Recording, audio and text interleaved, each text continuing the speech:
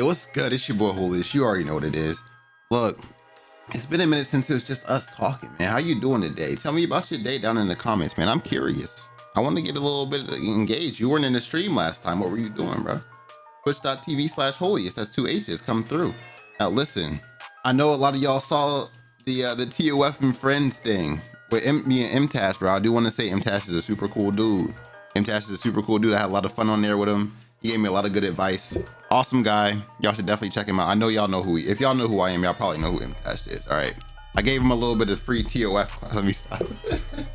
Before we get started, what I want to talk about today, I am giving away a Nintendo Switch on the day of release of Tower Fantasy. Come through the Twitch chat if you want a chance to win. After that, we will be giving away a PS5. I do have a second channel as well. That link will be in the description too. Let's get into what I got to talk about today. I was about to say, let's get into the news. Listen, I think a lot of people, and I don't like comparing Tower Fantasy and Genshin, okay? But I feel like a lot of people from the Genshin fan base are coming to play Tower Fantasy. So it only makes sense sometimes to use Genshin terms to describe concepts of Tower Fantasy, even if they're completely different concepts. And I think this is where a big issue comes in, right? They're similar concepts, but they're different. Like Bygone Phantasm, for example. As of right now, it's there. You know how many games have tower-based systems in the game where it's like, okay, you clear a floor, you clear a floor, you clear. So many games have that. Most RPGs have a tower-based system in them, right? It's not just tied to Genshin, but it's easy to say it reminds you of the Abyss, right? The Spiral Abyss, because you know it's a floor-based system. You go up, but it's infinite, right? You keep going until you know you're not strong enough to go anymore. So and there's a ranking system in that as well. So it kind of goes to show, like, if I was talking to a Genshin player and they were like, "What's in-game content?" and I say the Bygone Phantasm, they're like, "What's that?" I guess I could say an unlimited. I could say an unlimited tower system, right? But saying it's kind of like the Abyss, but it goes on forever. They'd be like, "Oh, okay, listen." So this is besides the point. This is just like setting up what I'm going to be talking about. If you hear me compare something to Genshin, I'm not saying it's the same. I'm saying this is an easy way for me to describe this thing because it's the most similar thing. Okay, I want to clear that up before I start. Second thing, I want to talk about the end game of Tower Fantasy, okay? Because a lot of people are worried because of Genshin that there won't be an end game because Genshin's end game is a little bit lackluster. But this is the reason why people are scared that Tower Fantasy will not have an end game, right? And I do want to touch on that because I think that they have a pretty solid. What's the best way for me to say this? But I'm gonna be straight up with y'all. All right, I'm gonna keep it a buck. I think they have a pretty solid base there for there to be in-game content. I think right now they don't do a great job of capitalizing on that base. Okay, for example, Bygone Phantasm, fantastic in-game ranking content. You do it, you get good rewards. You can do it whenever you want to. You can attempt it at any time, right? There's no time gate where you can only do it between the hours of midnight and 5 a.m. There's no time gates on anything. You can, if you want to do Bygone Phantasm, you just do it, right? Good in-game content that you can just do with a nice loop with some good rewards, bro.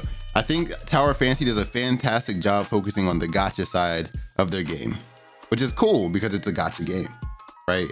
I do believe they could put a little bit more into the MMO side. I love Tower Fantasy. I do want to say that. And I really appreciate the opportunity that they gave me, making me the host of the talk show.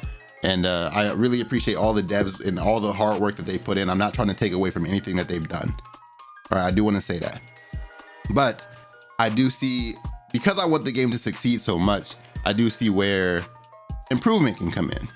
Right? I don't want people to think that just because I have an opportunity with Tower Fantasy, everything I say is gonna be, you know, sugar coated.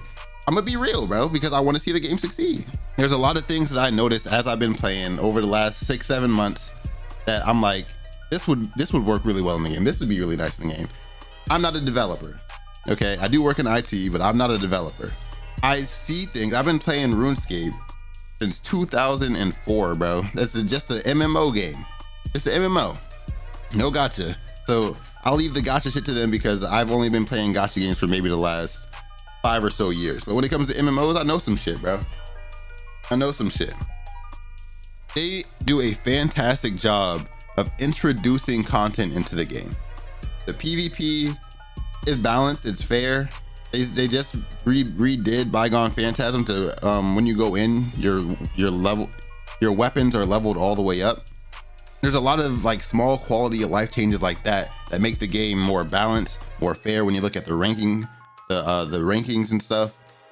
Very nice. They just added a battle royale, but the issue when it comes to like the end game side of it, and I know a lot of Chinese games are like this where they time gate stuff, right? Because the Chinese play games differently, right? They don't stay online all day, right? Us over here in America, if we play in an MMO, we want to grind 15-20 hours a day, bro. And that's how it is, right? So when we see a game that's structured in this way, we see it as bad, where they have like, okay, you can only do the battle royale between 7 a.m. and 12 p.m. Like, to me, I hate that. I feel like the battle royale should always be open, bro. If I want to play with my friends and the battle royale is running, bro, let's run the battle royale. Tie some rewards to it so people actually will play it. Some good rewards. They could be quality of life rewards or cosmetic rewards, right? Add, if you play 1,000 battle royale games, you get this super cool outfit. I threw out the number 1,000. I know it's high, but just like there has to be a reason to continue to play it, right? Completionists, right? There's a lot of people that play games and this is me rambling, y'all. I'm sorry. There has to be a reason to play for completionists, people to want to really get into the game. You have different tiers of players. Maybe I just want this little hat that I only have to play 50 games for. But you're like, bro, I love this battle royale shit. I'm gonna be playing this all day, right? So you play 500 games and you get the other outfit, right? I think adding stuff like that into a mini game shop for specific mini games could work really well. They had this like Fall Guys like mini game for a while. If you guys, I didn't make a video on it. I was out of town at the time they had it open. But again, these mini games are things that could keep in the game, tie a reward to, whether it's quality of life or cosmetic. They could, I guess because it would be free to play. They could even add stuff that would boost strength into these things. Maybe like extra things to help level up your weapons. You can buy so many every week, type of thing, right? So that free to play people get more resources and just things of that nature, bro. I feel like right now they have a few solid gameplay loops, but the ones that people would actually want to play are all tied behind specific times, which I don't think is the best idea. Again, you guys can let me know what you think in the comments. I'm not the end all be all say all of this extravaganza. I'm just here giving you my opinions on it. They had a racing mini game they could have kept in.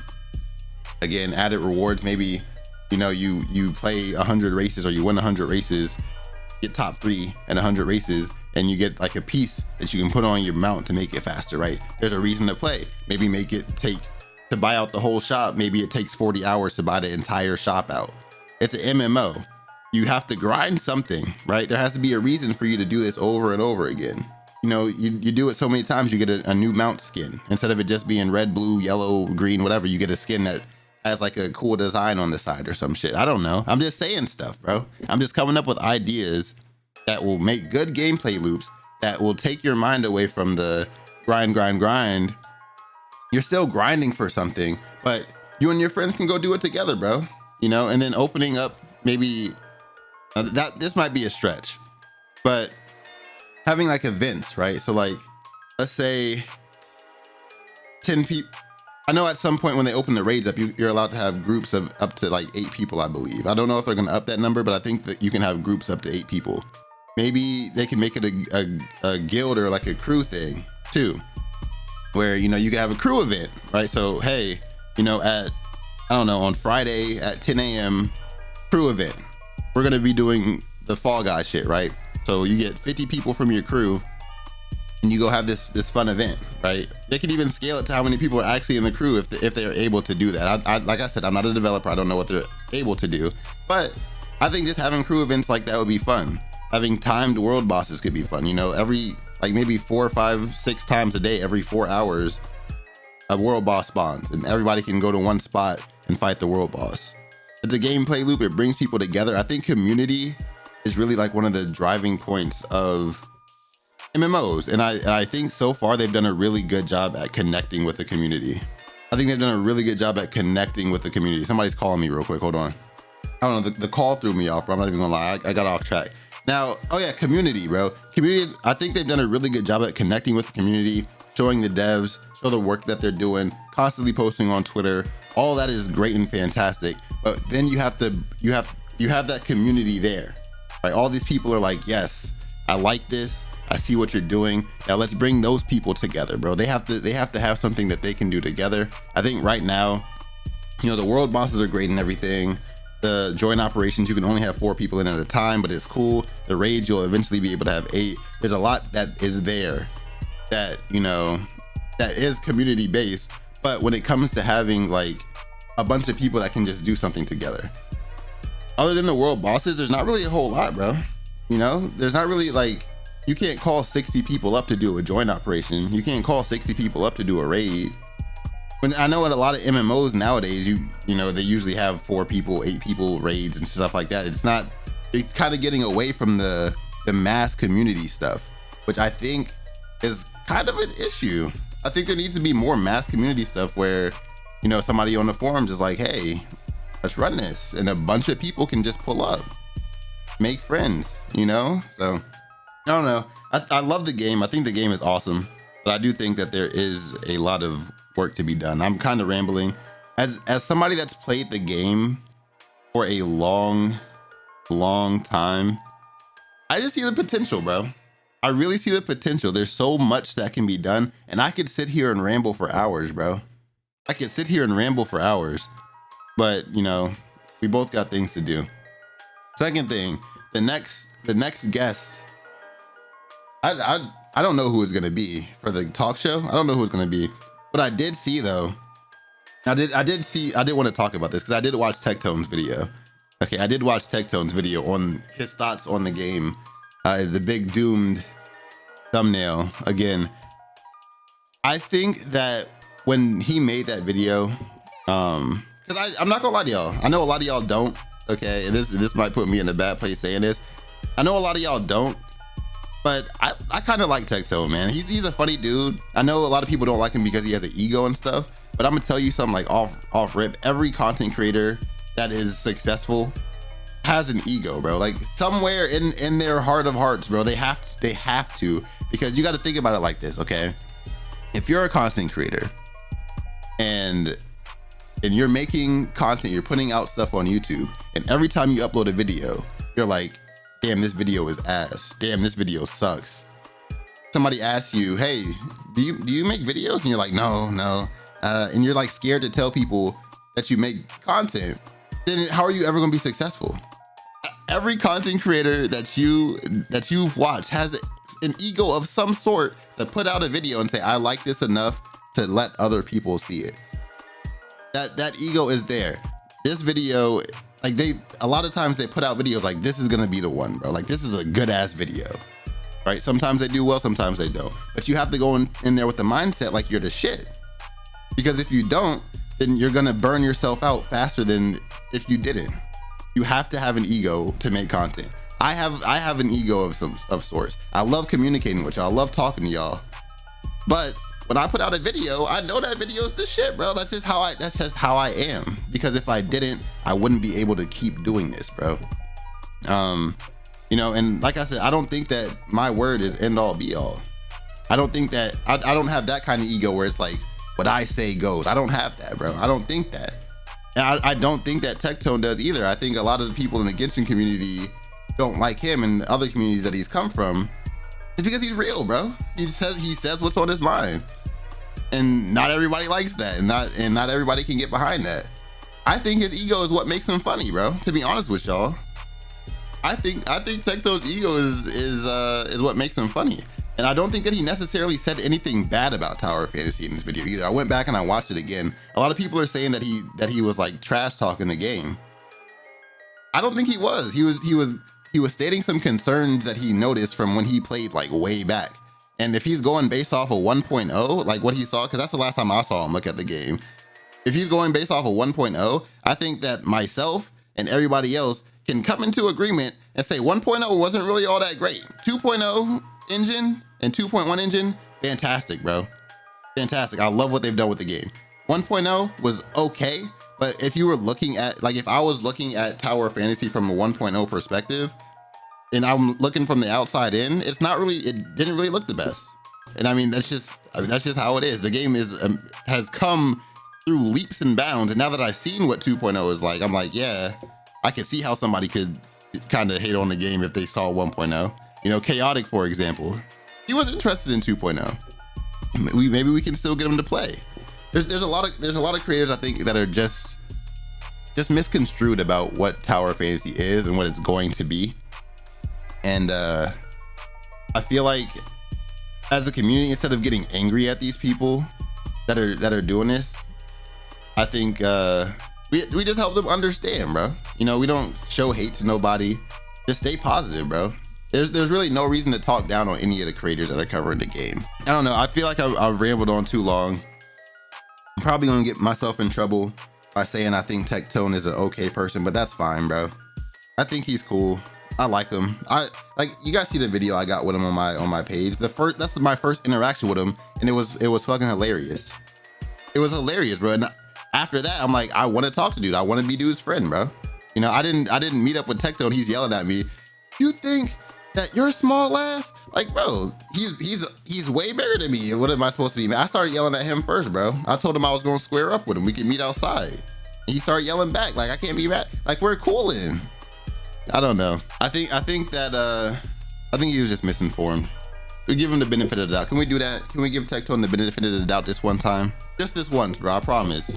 Just this once. We won't do it again. If he says something else crazy, then we can all jump him, bro. In the game, of course. In the game. I think that's it, man. I don't know. I just wanted to use this video to kind of to ramble about my experience over the last 6-7 months. I do want to say I appreciate all of y'all, man, because it's been awesome. It's been awesome. I really enjoyed meeting a lot of y'all. A lot of y'all came through the Discord. A lot of y'all are ready to be part of Thick Squad, bro. It's fun, man. I'm really hoping for a successful launch here. Still don't know the release date, unfortunately. Overall, I think this is gonna be fun. I'm really forward to playing with everybody who I haven't gotten to play with yet in the betas, man. So again, I hope you guys enjoyed the video. This was just kind of me off top rambling. I don't have a script. All I have here is bills and house buying stuff. I'm talking about down payments. I'm trying to buy a house right now. Hopefully we can get one soon, so I can start maybe inviting other content creators over to the crib. We can run some shit up in person, bro. Subscribe to the second channel. Subscribe to this channel. Like the video. All of that. I love y'all. I truly appreciate y'all, and I hope y'all have a fantastic rest of y'all's day, man. It's being boy Holiest like always. I'm out this bitch.